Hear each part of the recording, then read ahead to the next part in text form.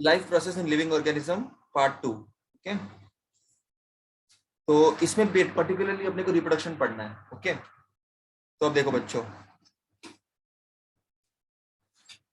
see what we are going to study in this chapter is different concepts, right? Like for example, we are going to see the introduction part कि reproduction actually होता क्या है ना, और reproduction के अलग अलग modes कौन से हैं। पर्टिकुलर मेरे को मालूम है असेक्सुअल होता है, सेक्सुअल होता है, या तो एक पेरेंट या तो दो पेरेंट्स। फिर असेक्सुअल उसके टाइप्स देखेंगे बच्चों डिटेल में एकदम। फिर सेक्सुअल रिप्रोडक्शन प्लांट्स में भी देखेंगे और एनिमल्स में भी देखेंगे।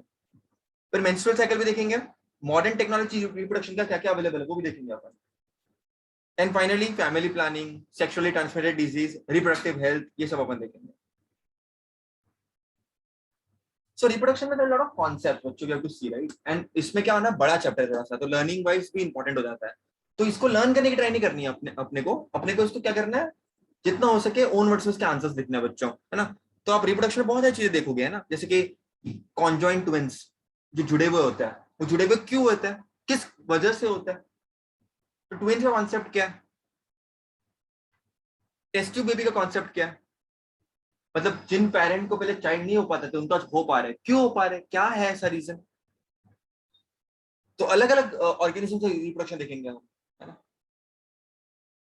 ड्रैगन फ्लाई है ये तो तुमको पता ही है सभी को। ये बीटल्स तुम देखोगे यहाँ पर। तो बहुत सारे ऑर्गेनिजम्स में बहुत अलग अलग तरीका रिप्रोडक्शन होता है। अब फॉर एग्जांपल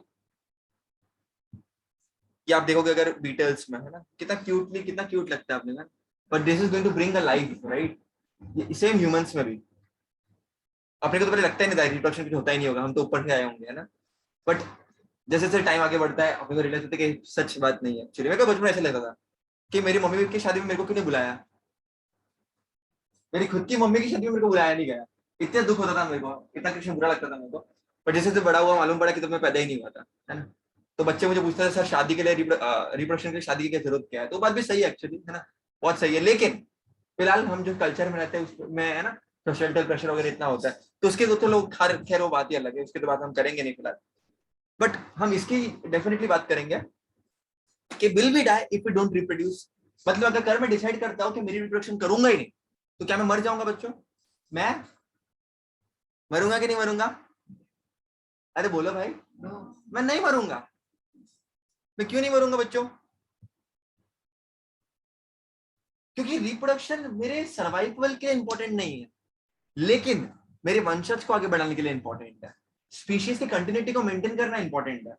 कल अभी सभी बच्चे धारण कर लो, ऐसे वो मौन व्रत धारण कर लो कि बाबा एक व्रत है कि हम रिप्रोडक्शन नहीं करेंगे भाई, मतलब हमसे कोई नया लाइफ जनरेट नहीं होगा।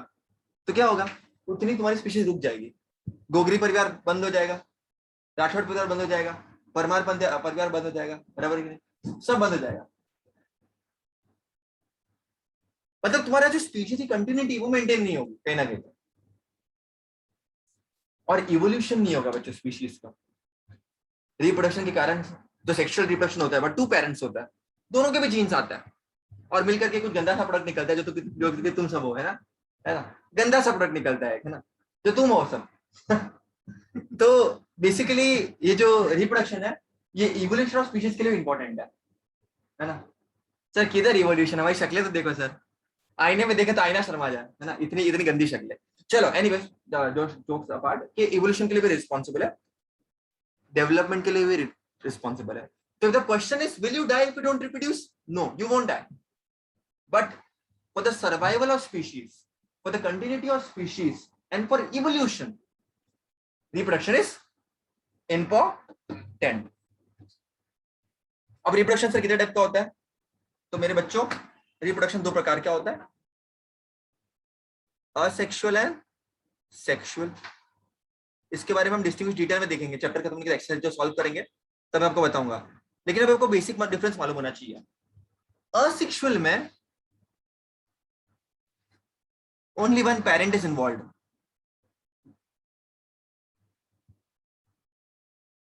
एक ही पेरेंट है, सभी प्लांट्स एक जैसे दिखता है। अब उनमें भी होता है सेक्सुअल रिप्रोडक्शन, ऐसा मैं नहीं बोल रहा हूँ, बट आप देखो ना बहुत सारे देखो। अच्छा चलो प्लांट्स के तो मैं एग्जांपल तुमको बाद में बताऊंगा ही, बट ऐसा भी एग्जांपल देखो, नॉर्मल एग्जांपल देखो, इंसेक्ट देखे कभी, कुछ ना कुछ डिफरेंसेस दिखेगा उनमें भी, ऑब्वियसली बिग सिग्निफिकेंट ह्यूमन जैसा डिफरेंस नहीं है ना, लेकिन कहीं ना कहीं तुमको दिखेगा। तो बहुत सारे ऑर्गेनिज्म जहाँ पर एक ही पेरेंट है, अमीबा देख लो, एक जैसे दिखते हैं सबके सब, रेडिश देखो, कैरेट देखो, दिखते हैं ना, अरे दिखते नहीं दिखते हैं, लिजर्ड को देखा है, एक जैसे, मालूम पड़ा एक लिजर्ड का मुंह शिष्टी जैसा है, पॉसिबल है क्या? So only one parent is involve, तो द ऑफस्प्रिंग इज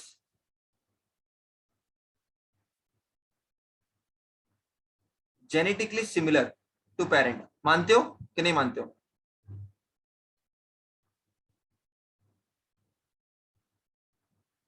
मतलब पेरेंट्स जेनेटिकली सिमिलर है कहीं ना कहीं पे, लेकिन सेक्सुअल में क्या होता है, मेहनत करनी पड़ती है, दो पेरेंट्स इन्वॉल्व है, पत्नी ढूंढो, पति ढूंढो, फिर रिप्रोडक्शन करो, कितने पेरेंट इन्वॉल्व है?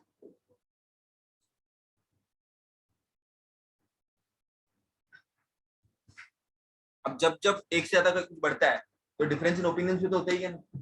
वैसे ही बच्चों, जब दो पेरेंट्स इन्वॉल्व है तो मम्मी में से कुछ आएगा, पापा में से कुछ आएगा, जीन्स आएंगे, एक्सचेंज होंगे, कुछ नया गंदा प्रोडक्ट बनेगा जो कि हम है, बराबर कि नहीं? तो हम कैसे होंगे? Genetically different. मानते नहीं मानते बच्चों? ऑब्वियसली कुछ ना कुछ सिमिलरिटी होगी, बट ऐसे देखोगे तो एकदम सेम नहीं दिखेंगे। तो दुनिया कितनी खूबसूरत है बेटा, कितनी ब्यूटीफुल है। Reason why? रिप्रोडक्शन इंपॉर्टेंट है कंटिन्यूटी मेंटेन करने के लिए। तो सोसाइटी का कल्चर देखो, शादी कराते हैं सोचते दो लोग अपने आप को जान ले अच्छी तरह से, फिर रिप्रोडक्शन करेंगे, बच्चे होंगे, वो लोग रिप्रोडक्शन करेंगे, है ना। 14-15 साल 16 साल की उम्र सबको लगता है रिप्रोडक्शन छी हम तो नहीं करेंगे, ये कौन करता है ऐसा, शी मम्मी पापा ने ये सब क्या करे, ऐसा उनको लगता है।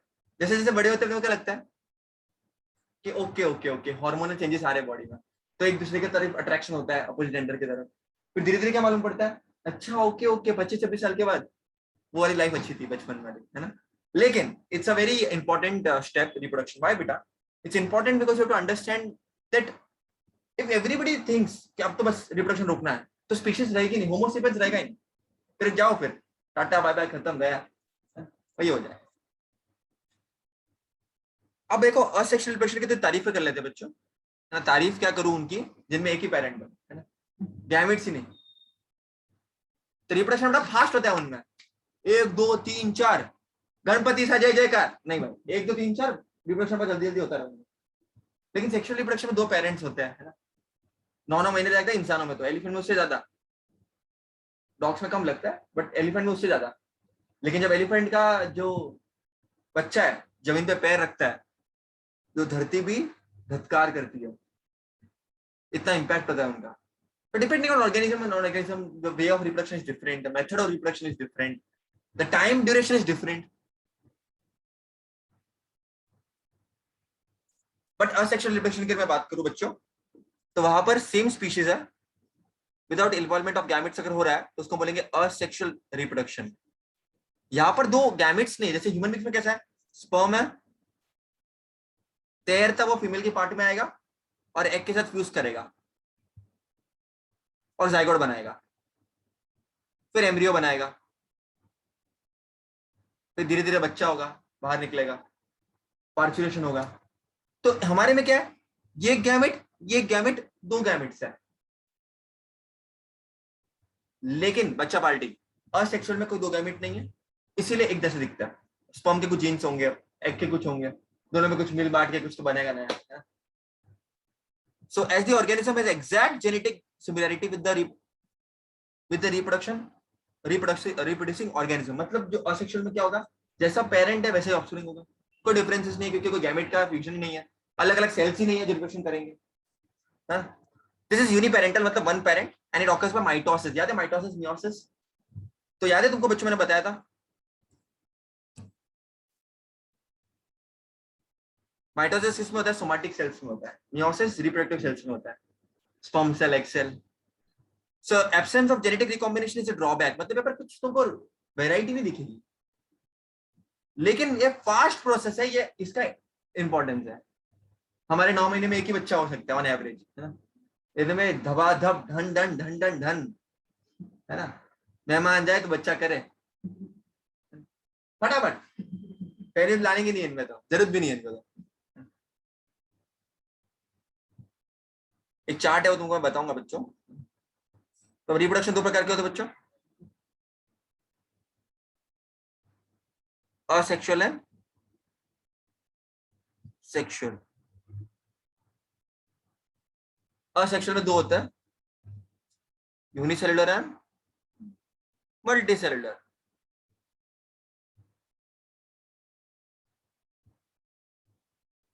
एक को बोलते हैं यूनिसेलुलर, अनेक को बोलते हैं मल्टी सेलुलर। अगर एक सेल हो तो यूनिसेलुलर होगा। उसके एग्जांपल थोड़े हुए, क्या क्या देख रखे बच्चों? बाइनरी फिजन, मतलब फिजन में आता है बाइनरी फिजन। फिर मल्टीपल फिजन भी फिजन में आता है, बट मैं अलग से लिख देता हूँ। मल्टीपल फिजन, बर्डिंग, ये असेक्सुअल है तुम्हारा, यूनिसेलुलर ऑर्गेनिज्म। मल्टीसेलुलर में क्या क्या आ जाएगा भैया? ये यूनिसेलुलर है, एक सेल। तो बाइनरी फिजन एक सेल के अंदर हो रहा है, मल्टीपल फिजन एक सेल के अंदर, बर्डिंग एक सेल के अंदर। अब मल्टीसेलुलर में भी है बहुत सारे। अब यह किसके लिख रहा हूं? मल्टीसेलुलर। किसकी सेक्सुअल, क्या sexual? Asexual, but multicellular organism, एक ज्यादा सेल होने वाले, थोड़े और कॉम्प्लेक्स। इनमें भी बर्डिंग होगा प्यारे बच्चों, इनमें फ्रेगमेंटेशन होगा, इनमें रीजनरेशन होगा, स्पोर फॉर्मेशन होगा, वेजिटेटिव प्रोपोगेशन होगा। सर ये सब क्या है सर, डर लग रहा है सर, डराओ मत। अरे बात इजी है, होने का नहीं बताऊंगा, इजी है, कौन वर्ड से याद करना, कचरा नहीं करने का। एक एक चीज रट्टा मारने बैठते कुछ भी बच्चे लोग, है ना। तो ये अलग अलग मेथड्स है बच्चों, है ना। Spore formation, vegetative propagation, budding, fragmentation, regeneration, है ना। अलग अलग मेथड्स है, याद रहेगा बच्चों। तो और भी मेथड्स मैं आपको बताऊंगा डिटेल में, आपको मैं पढ़ाऊंगा इसके बारे में, है ना। तो पहला है बच्चों, आपको दिख रहा है ये कुछ अमीबा की तरह दिख रहा है आपको। तो पहले हम बात करेंगे बच्चों, पहले हम बात करेंगे, पहला बच्चों बाइनरी फिजन क्या है? क्या है बच्चों? Binary fission. भैया ये किस में होता है? ये लोअर ऑर्गेनिजम्स में होता है। कौन कौन? Amoeba, paramecium, euglena. हमारी बॉडी में भी माइटोकॉन्ड्रिया सुना है, क्लोरोप्लास्ट सुना है, तो वहां पर ये होता है बाइनरी फिजन, क्योंकि सिंपलेस्ट है एकदम, ज्यादा एनर्जी रिक्वायरमेंट नहीं होती इसमें, और एक से दो, दो से चार, चार से आठ बनते रहते हैं। अच्छा भैया इनमें होता क्या है? याद है आप लोगों ने पढ़ाया था? फॉर एग्जाम्पल ये पेरेंट अमीबा है, इसके पास न्यूक्लियस होगा, इसके पास साइटोप्लाज्म भी होगा। तो अगर एक से दो बनना है अमीबा को, तो न्यूक्लियस का भी डिवाइड करना पड़ेगा और साइटोप्लाज्म का भी डिवाइड करना पड़ेगा। तो होगा क्या, यहां पर दिख रहा है आपको, बंटवारा हो गया चालू, एक से दो बनना है। तो पहले क्या होगा बच्चों? इसको हम बोलते हैं कैरियोकाइनेसिस। क्या बोलेंगे? कैरियोकाइनेसिस। कैरियोकाइनेसिस मतलब न्यूक्लियर डिवीजन, न्यूक्लियस बंटवारा हो चुका है। लेकिन अब बंटवारा इक्वल करना है तो साइटोप्लाज्म को भी बंटवारा करना पड़ेगा। तो आपको दिख रहा है ये वाला, इसको बोलते हैं साइटोकाइनेसिस। क्या बोलते हैं? तो karyokinesis is followed by cytokinesis. तो अब न्यूक्लियर मटेरियल भी मिल गया। अब तुम भी अगर रिप्रोडक्शन होगा तुम्हारा, अगर समझो फॉर एग्जांपल तुम अकेले हो, ठीक है, तुम्हारी बॉडी तुमको एक से तुमको दो पार्ट में कन्वर्ट करना है, तुम क्या चाहोगे? जो भी इंपॉर्टेंट चीज है दोनों को भी मिले, भेदभाव ना हो। यदि प्रॉपर्टी का हिस्सा लड़का लड़के को मिला, लड़की को भी उतना ही मिले, भेदभाव ना करें, जो बहुत होता है समाज में। लेकिन ये लोग तो नहीं करते हैं कि अपने से होशियार है। देखो, प्रॉपर न्यूक्लियर डिविजन किया, कैरियोकाइनेसिस, फिर प्रॉपर साइटोकाइनेसिस का क्या बोलते हैं अपना साइटोप्लाज्म का डिवीजन भी किया। ऐसा नहीं कि इसको ज्यादा इसको कम। हाँ, समझ गया बेटा। तो यहां पर कैरियोकाइनेसिस भी हुआ, फॉलोड बाय साइटोकाइनेसिस, और देखो एक से दो बन गया। फिर ये वापस डिवाइड करेगा, दो से चार, चार से आठ, 16, 32, 64, 120, 256, चलता रहेगा। और एकदम फास्ट डिवीजन होता है बच्चों, एकदम फास्ट। ओके बच्चों। अच्छा भैया, अमीबा में तो किधर भी कट रहा है, क्योंकि अमीबा का शेप इररेगुलर है, कहीं से भी कट रहा है। है ना। लेकिन लेकिन आप देख सकते हो बच्चों, यहां पर यह है पैरामेशियम। यहां पर आप देखोगे बच्चों तो हॉरिजॉन्टली कटता है इसका, इसको बोलते हैं ट्रांसवर्स बाइनरी फ्यूजन। आपको याद रखना पीटी पीरियड। पैरामेशियम में क्या होता है? Transverse binary fusion. फिर यूग्लिना में कैसे कटेगा? सीधा ही कटेगा ऐसा, इसको बोलेंगे लॉन्जिट्यूडनल बाइनरी फ्यूजन। याद रहेगा बच्चों? याद रहेगा? तो अलग अलग ऑर्गेनिज्म में कटेगा। आखिर कटने के बाद होगा क्या? दो बनेंगे। सो किस किस में होता है ये? अगर एग्जाम में लिखना पड़ेगा तो ये आपको लिखना है बस ओन वर्ड्स में। सर पूरा रट्टा मारना पड़ेगा एक एक चीज? नहीं, ओन वर्ड्स में। तो देखो किस में होता है सबसे पहले तो एग्जाम में अगर ऐसे टाइप के क्वेश्चन आए असेक्सुअल रिप्रोडक्शन जो मैं आपको पढ़ाने वाला हूं आज, एग्जाम में अगर क्वेश्चन आए तो दिमाग चलना चाहिए कि पहले तो किस में होता है ये? प्रोकैरियोट्स में होता है, बैक्टीरिया हो गए। प्रोटेस्ट है जो अमीबा है, पैरामेशियम है, यूग्लिना है। फिर यूकैरियोटिक सेल्स है जैसे माइटोकॉन्ड्रिया है, क्लोरोप्लास्ट है, अपने अंदर भी क्विक करना है।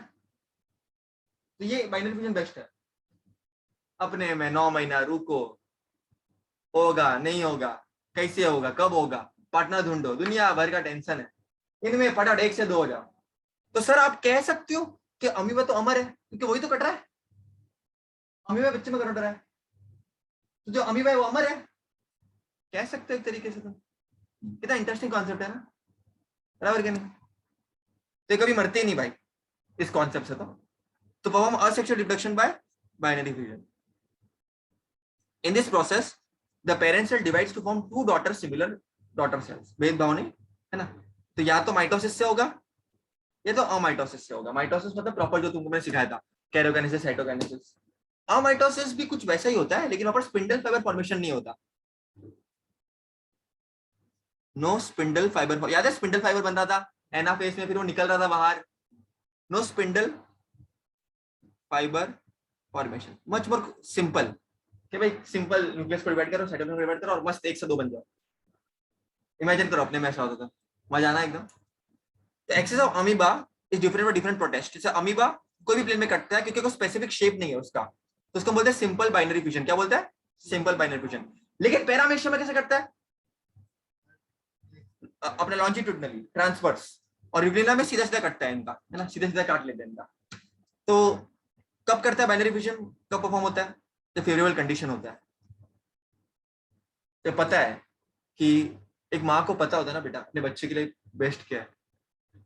माँ तो माँ होती है। यूं तो मैं घबराता नहीं पर अंधेरों से डरता हूं मैं माँ। तो बाइनरी फिशन में भी कुछ ऐसा ही है ना। ये अमीबा, पैरामेशियम, यूग्लिना ये तो घबराते नहीं है पर डरते कि कंडीशन फेवरेबल है कि नहीं बाहर। मालूम पड़ा बाहर सूखा पड़ा है, न्यूट्रिशन मिलने नहीं वाला, तो माँ को सब पता होता है। तुझे सब है पता है ना माँ, तुझे सब है पता है ना माँ। तो ये कब होता है बच्चों? फेवरेबल कंडीशन में ही होता है ना, फेवरेबल कंडीशन में होता है जब मालूम है माँ को कि बच्चे को अगर मैं काट भी रही हूँ उनका, है ना, या उसको मैं डिवाइड भी कर रही हूँ, तो बाहर बहुत ज्यादा फूड मटेरियल अवेलेबल है क्या? नहीं। तो अगर भैया ये तो समझ में आ गया, इमेजिन करो बाहर कंडीशन ठीक नहीं है, सूखा पड़ा है, पानी नहीं है, खाना नहीं है, आमरण अनशन चल रहा है, तब क्या करे भैया? तब क्या करे? जब कोरोना चल रहा था बाहर कंडीशन ठीक थी क्या? तो हम क्या कर रहे थे? दरवाजा बंद करके मास्क लेकर के खुद को प्रोटेक्ट कर रहे थे। वैसे ही एक अमीबा की माँ अपने बच्चे को प्रोटेक्ट करती है। कैसे प्रोटेक्ट करती है सर?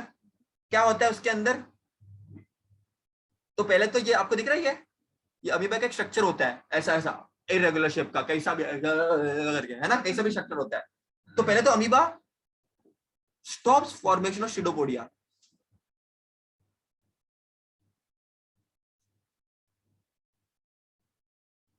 मतलब आपको दिख रहा है अजीब सा यहाँ यहाँ हो रहा है, वो स्टॉप हो जाएगा फॉर्मेशन। और अब बाहर कंडीशन ठीक नहीं भाई, बाहर कंडीशन ठीक नहीं है, तो ये अपने अराउंड एक कवरिंग बना देगा, हार्ड कवरिंग एकदम, जिसमें हिम्मत है तोड़ के दिखाओ। खाली बाजीराव सिंघम ही तोड़ सकता है कवरिंग, है ना, अंबुजा सीमेंट भी नहीं तोड़ सकता, बाजीराव सिंघम ही तोड़ सकता है। तो एक कवरिंग बन जाता है, उस कवरिंग को बोलते हैं सिस्ट। क्या बोलेंगे?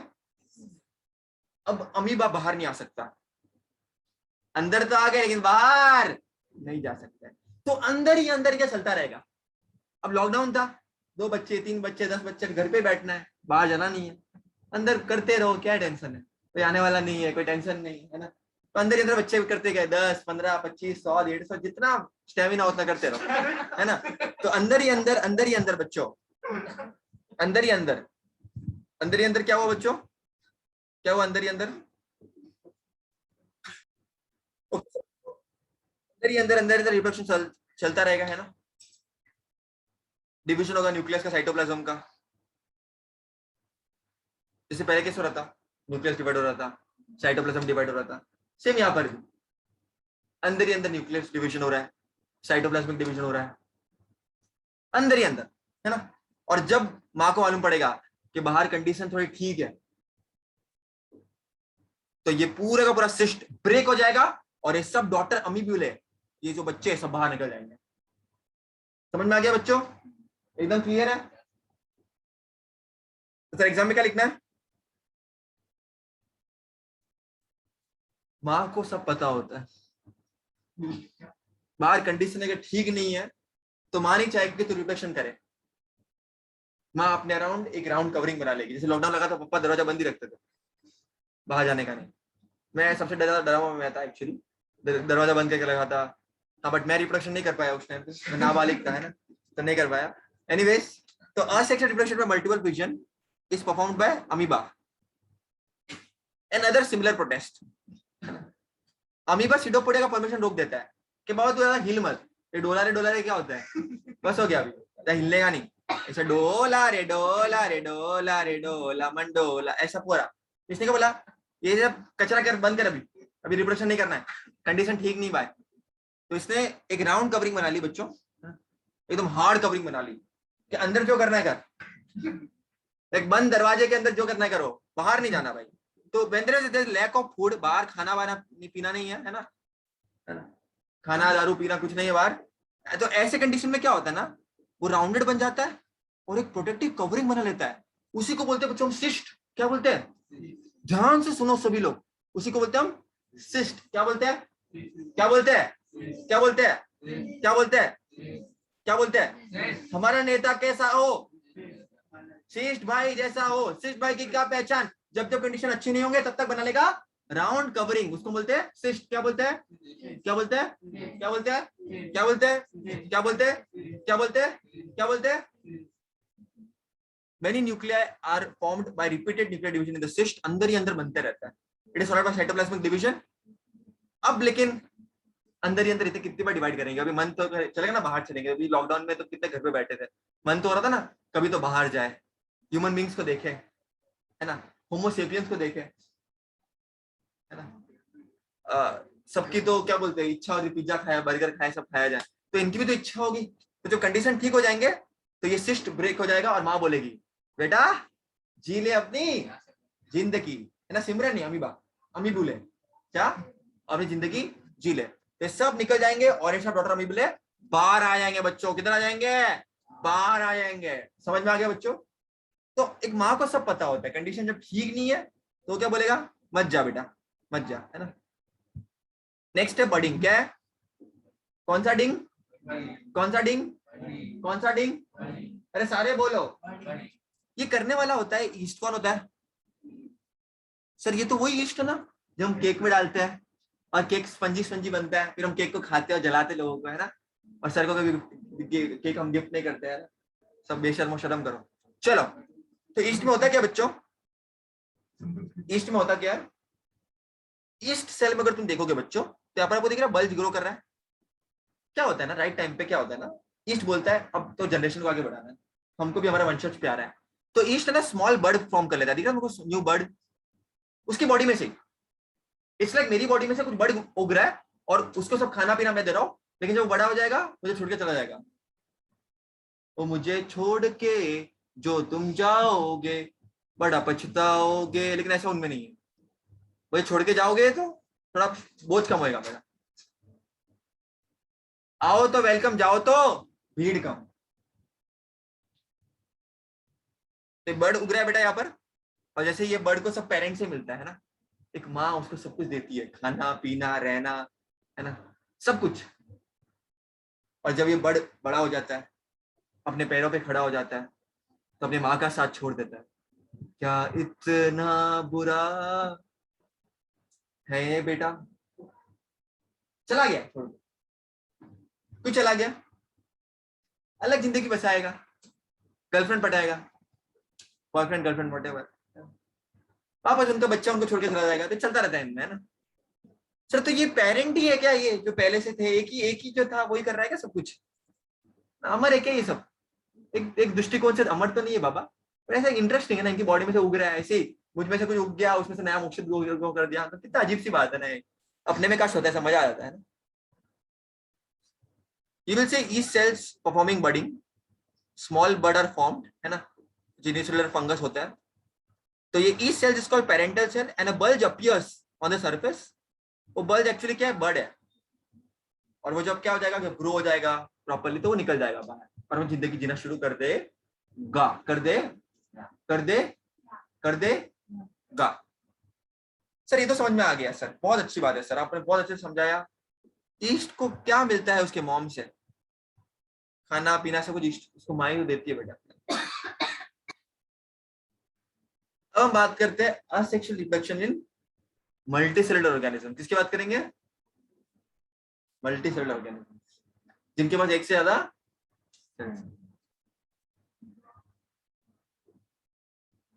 इनका जो पहला एग्जांपल है बच्चों में फ्रेगमेंटेशन, पहले से समझ लेते हैं फ्रेगमेंटेशन को। फ्रेगमेंटेशन किसमें होता है भैया? स्पाइरोगायरा में होता है। किसमें होता है? कौन सा गायरा? अरे बोलो रे बोलो, सारे बोलो, बच्चे बोलो, बूढ़े बोलो, स्पाइरोगायरा, स्पाइरोगायरा। अब इसमें होता क्या है बच्चों, इसमें होता क्या है?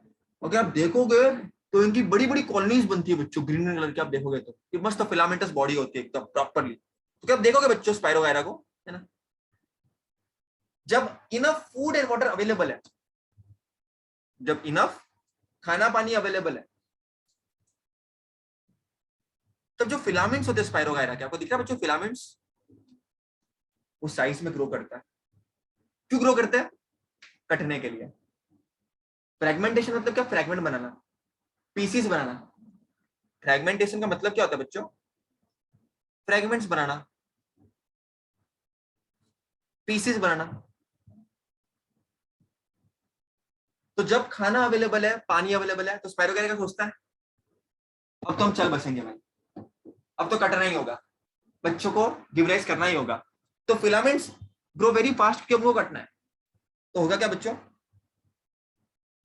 जब स्पाइरोगायरा को इनफ पानी वाटर फूड मिलेगा, साइज बड़ा कर देगा फिलामेंट अपनी, और कटना शुरू हो जाएगा इनका।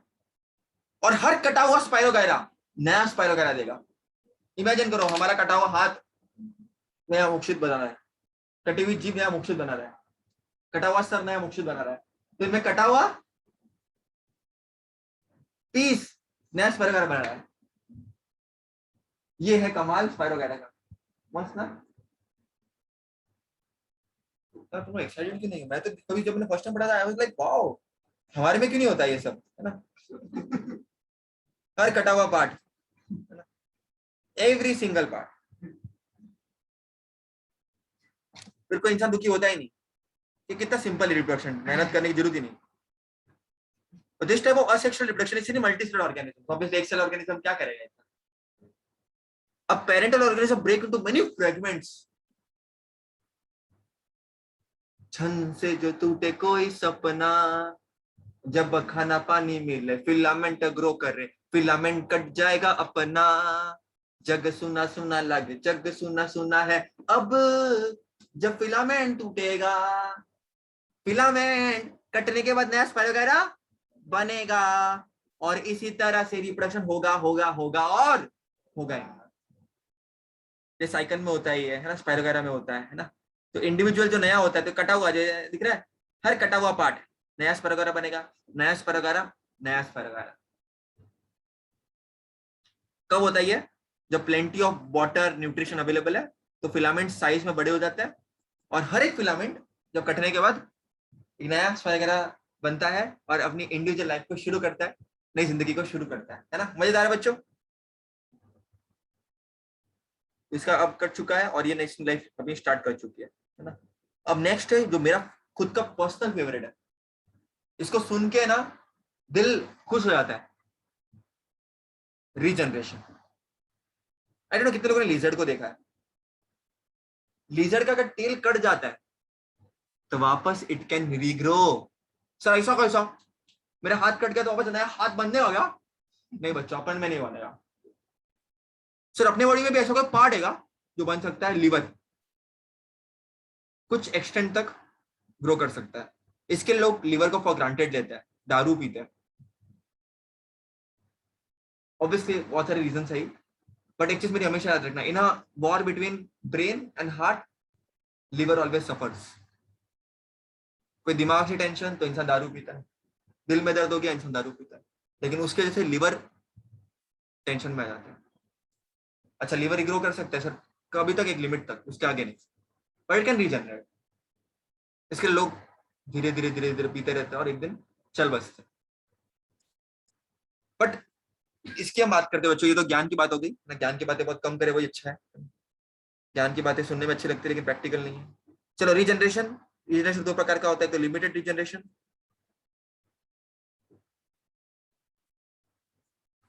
एक तो complete regeneration. Limited regeneration lizard में होता है और कंप्लीट रीजनरेशन प्लेनेरिया में होता है। सर होता क्या है वहां पर, व्हाट हैपेंस देयर? मतलब बेसिकली अगर लिजर्ड की मैं बात करूं बच्चों, तो वहां का अगर टेल, मैं आपको कटा हुआ टेल भी दिखाता हूं उसको, देख रहे हो? अगर टेल कट जाए उनका, है ना, किधर फंस गया, कोई एक्सीडेंट हो गया, या कभी कभी लिजर्ड खुद डिस्कार्ड करता है ना टेल। अगर वो किधर फंस चुका है, उसको पता है कि अगर मैंने डिस्कार्ड नहीं किया मेरा टेल तो मैं मर सकता हूँ पूरा, तो इट डिस्कार्ड्स इट्स टेल। लाइक मेरा हाथ फंस चुका है इधर, अगर मैंने कुछ किया नहीं, अब हाथ, तो पूरी बॉडी मेरी, आई कैन डाई एक्चुअली। तो कोई भी इंसान हाथ अपना वो कर देता है ना। तो ये चीजें प्रैक्टिकल है बच्चों, रियलिटी में होती है, ये साइंस में सब कुछ होता है बच्चों। तो लिजर्ड अपना टेल रिग्रो कर सकता है बच्चों, लेकिन एक खास व्यक्ति है, उसका नाम है प्लेनेरिया। क्या नाम है उनका? ये बड़े खतरनाक है बच्चों, ये इतने खतरनाक है पूछो मत। इनका कोई भी पार्ट काट लो, इट कैन रीग्रो। इनका कोई भी पार्ट काट लो, इट कैन रीग्रो बच्चों। ये खास बात है प्लेनेरिया में बच्चों। ठीक है, इसके एग्जाम में अगर क्वेश्चन आए तो क्या करोगे, लिखोगे Ball lizard breaks up and discards some part in emergency. Discarded part is regenerated after a period. This is called limited regeneration. But अब प्लेनेरिया की बॉडी अगर ब्रेक भी करेगी तो पूरी बॉडी वापस रिजनरेट कर सकती है, उसको बोलते हैं कंप्लीट रीजनरेशन। याद रहेगा बच्चों?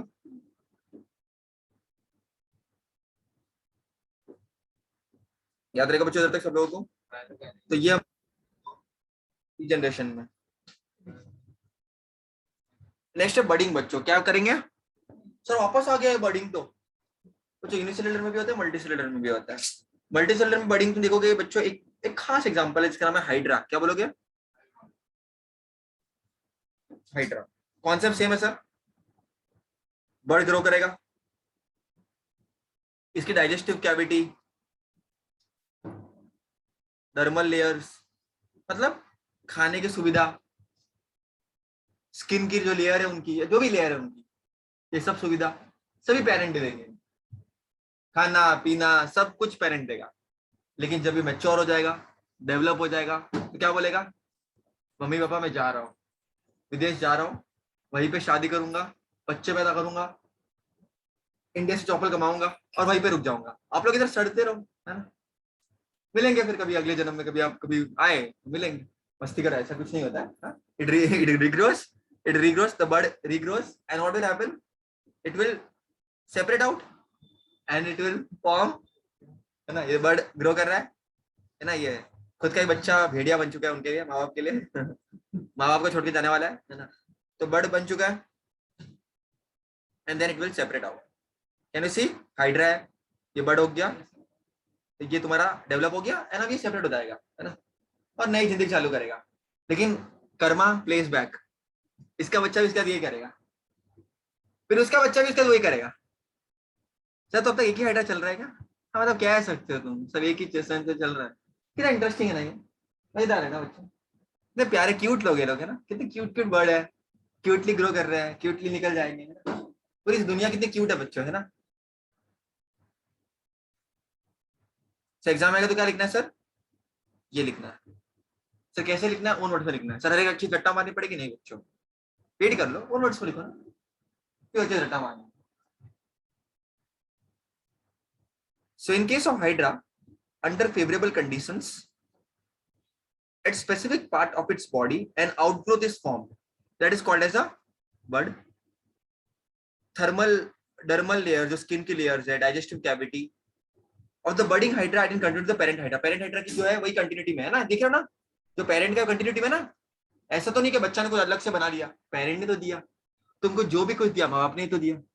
बड़े होके फिर तुम अलग हो सकते हो, और बचपन में जो भी दिया माँ बाप ने तो दिया बच्चों, पहनने के लिए कपड़ा, रहने के लिए घर में छत, है ना, प्यार, नफरत, गुस्सा, मारा मारी, सब उन्होंने तो दिया। चमाटामाट भी उन्होंने नहीं दिया, तो जो भी दिया माँ बाप की तो दे रहे। वैसे इनमें भी इनका जो डर्मल लेयर्स है ना, डाइजेस्टिव कैविटी है,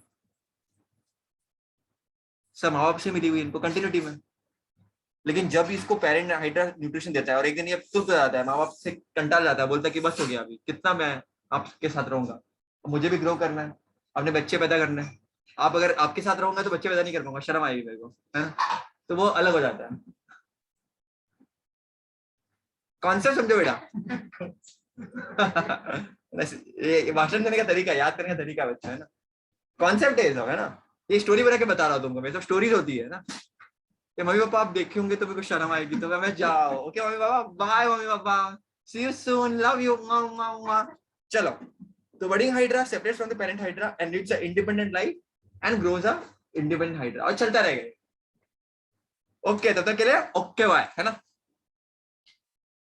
चलो आगे देखते बेटा। क्लियर है बेटा, जरा इजी है, इजी बच्चों यार।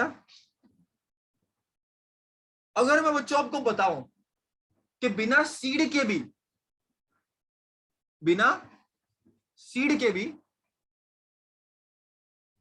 पटेटो, कैरेट, रेडिस, ब्रायोफाइलम, ये सब के सब बिना सीड के ग्रो कर सकते हो। मानोगे मेरी बात? माननी पड़ेगी, क्योंकि ऐसा होता है बच्चों, है ना। वेजिटेटिव प्रोपोगेशन एक ऐसा मेथड है जहां पर आपको सीड की जरूरत नहीं है, आपके पसंद के, आपके चॉइस के, आप एक्चुअल में, है ना, इसके वेजिटेशन कर सकते हो।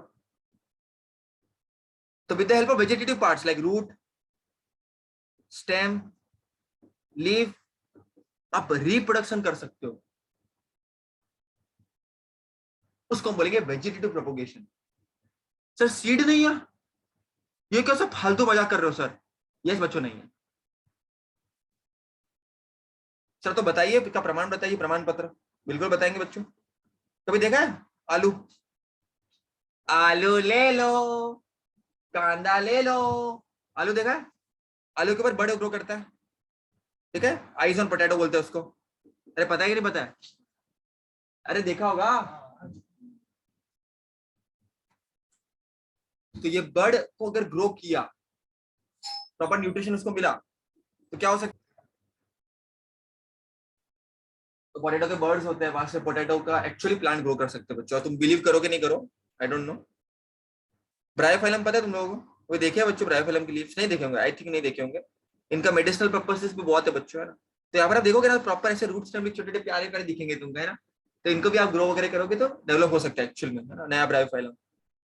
शुगर केन मालूम है, उनके नोड्स पे बर्ड ग्रो करता है, जिससे एक्चुअल में वो ग्रो कर सकता है। ग्रास दिख रहा है, वहां पर भी वेजिटेटिव प्रोपोगेशन होता है। कैरोट रेडिश पता है ना, उसके रूट्स में डेवलपमेंट हो सकता है वेजिटेटिव प्रोपोगेशन। सर मतलब वेजिटेटिव प्रोपोगेशन समझ में नहीं आ रहा है सर, क्या है मतलब? सर ठीक है, समझा कि रूट स्टेम लीफ के प्रेजेंस में, हाँ उतना ही है। रूट स्टेम लीफ की मदद से उनके रिप्रोडक्शन हो सकता है, सीड की जरूरत नहीं है, नहीं है। ओके बच्चा, तो इसको हम बोलेंगे वेजिटेटिव प्रोपोगेशन। ब्रायोफाइलम लीफ है, पोटैटो है, शकरकंद है। तो reproduction with the help of vegetative parts, like roti kapda makaan, sorry, like root stem and leaf is called as vegetative reproduction. Sir seed तो लिखा ही नहीं, जरूरत ही नहीं भाई। Vegetative propagation potato is with the help of eyes present on it, eyes उसको ऐसे नाम देते हैं बच्चों, है ना। फिर ब्रायोफाइलम में क्या होता है, लीफ मार्जिन पर देखा था तुमने, ब्रायोफाइलम में दिख रहा है ना, लीफ मार्जिन के ऊपर दिख रहा है ना, इंटरेस्टिंग ना बच्चों। In case of sugar cane and grasses vegetative propagation with the help of buds present on node, उनके नोड में जो स्ट्रक्चर होता है वहां पर जो बर्ड्स है उनके प्रेजेंस में होता है। अब लास्ट है बच्चों spore formation.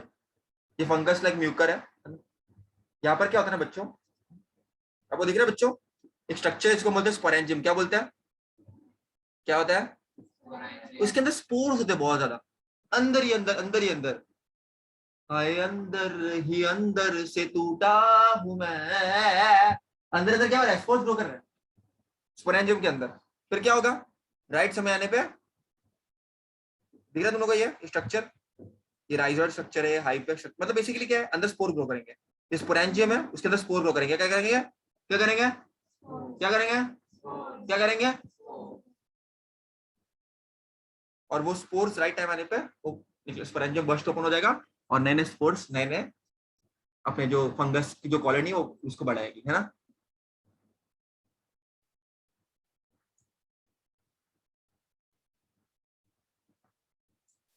Take a piece of bed bread और bhakri and keep it in humid place.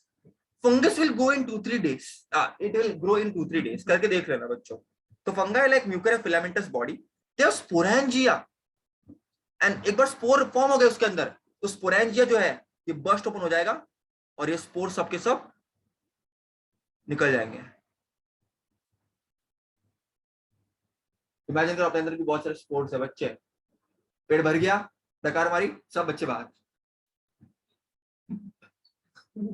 बुढ़े लगोगे तो फिर तो मजे मजे, डकार ही डकार, है ना। और spore germinate in moist and warm place and the new fungal colony is formed. तो अगर डकार मारते हैं और बच्चे निकल जाते हैं, बराबर के नहीं बच्चों, बड़ा इंटरेस्टिंग है, जिटा लाल है सब के सब।